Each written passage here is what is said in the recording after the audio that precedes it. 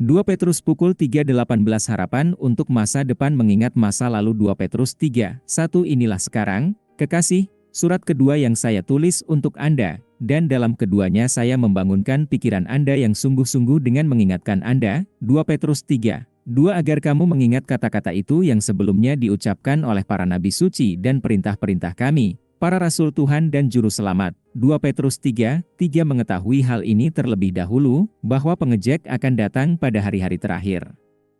Berjalan menurut nafsunya sendiri. 2 Petrus 3:4 Dan berkata, di manakah janji kedatangannya? Karena sejak hari ayah tidur, segala sesuatu berlanjut sebagaimana adanya sejak awal penciptaan. 2 Petrus 3:5 Oleh karena itu mereka dengan sengaja melupakan bahwa sejak dahulu kala ada langit dan suatu negeri yang dibentuk dari air dan di tengah-tengah air, oleh firman Allah. 2 Petrus 3:6 Untuk apa dunia saat itu dibanjiri air, dia binasa. 2 Petrus 3:7 Tetapi langit yang ada sekarang dan bumi, dengan kata yang sama, disimpan untuk api, dicadangkan untuk hari penghakiman dan kehancuran orang fasik. 2 Petrus 3:8 Tetapi janganlah kamu melupakan satu hal, saudara-saudaraku, bahwa satu hari bersama Tuhan seperti 1000 tahun, dan 1000 tahun sebagai satu hari.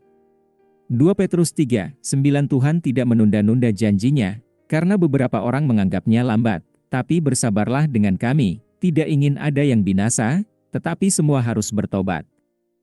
2 Petrus pukul 3:10 Tetapi hari Tuhan akan datang seperti pencuri pada malam, ketika langit akan berlalu dengan suara yang nyaring, dan unsur-unsurnya akan hancur karena panas yang membara, dan bumi dan segala pekerjaan yang ada di dalamnya akan terbakar habis. Harapan menghasilkan kekudusan, aplikasi 1 dari ayat 10, 2 Petrus pukul 3:11 Karena semuanya ini harus dibinasakan, Anda harus menjadi orang seperti apa? Dalam kehidupan suci dan takwa, 2 Petrus pukul 3:12 menantikan dan dengan sungguh-sungguh merindukan kedatangan hari Allah, aplikasi 2 dari versus 10, karena itu langit yang terbakar akan hancur, dan akankah unsur-unsur itu meleleh dengan panas yang mendidih?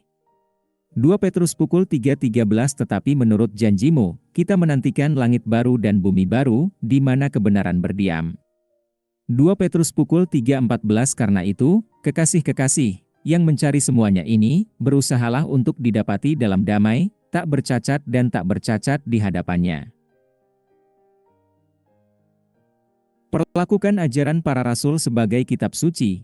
Alur penalaran lain dari versus 9 dengan mempertimbangkan ayat 2 Petrus pukul 3:15 Anggaplah kesabaran Tuhan kita sebagai keselamatan, serta saudara kita yang terkasih, Paulus, sesuai dengan kebijaksanaan yang diberikan kepadanya, dia menulis kepada Anda. 2 Petrus pukul 3:16 Dan dalam semua suratnya, berbicara tentang hal-hal ini.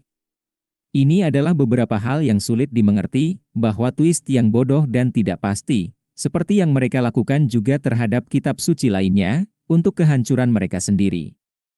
Kesimpulan ayat Maret 16, 2 Petrus pukul 3:17 Karena itu, saudara-saudaraku yang kekasih, mengetahui hal-hal ini sebelumnya, berhati-hatilah, jangan sampai terbawa oleh kesesatan orang fasik, jangan jatuh dari keteguhanmu sendiri. 2 Petrus pukul 3:18 Tetapi bertumbuhlah dalam kasih karunia dan dalam pengenalan akan Tuhan dan Juru Selamat kita Yesus Kristus. Bagi dialah kemuliaan sekarang dan selama-lamanya. Seorang pria. Pertanyaan diskusi 2 Petrus 3:1-2 Jika Anda pernah membaca Alkitab sekali, lalu mengapa membacanya lagi? Haruskah kita menerima perintah para rasul seolah-olah itu adalah perintah Kristus? 2 Petrus 3:3 Pernahkah Anda mendengar pengejek, bahkan di dalam komunitas Kristen, mencemooh gagasan tentang kembalinya Kristus secara harfiah atau kebangkitan fisik dari kematian? Apakah Anda berharap melihat Kristus kembali dalam hidup Anda? 2 Petrus 3:5 Apa aspek negatif dari kedatangan Kristus kembali? Apa yang bisa menjadi alasan orang-orang mengejek Dia? 2 Petrus 3:8 Apa implikasi dari bagaimana Anda harus menjalani hidup Anda jika Tuhan menganggap satu hari adalah 1000 tahun? 2 Petrus 3:9 Tuhan ingin setiap orang bertobat dan tidak ada yang binasa. Jadi bagaimana menunda kedatangannya membantu? 2 Petrus pukul 3:11 Karena semuanya akan binasa, gaya hidup seperti apa yang harus kita jalani? 2 Petrus pukul 3.13 apalagi selain penghakiman dengan kehancuran yang ditimbulkannya, yang harus kita harapkan pada kedatangan Kristus kembali?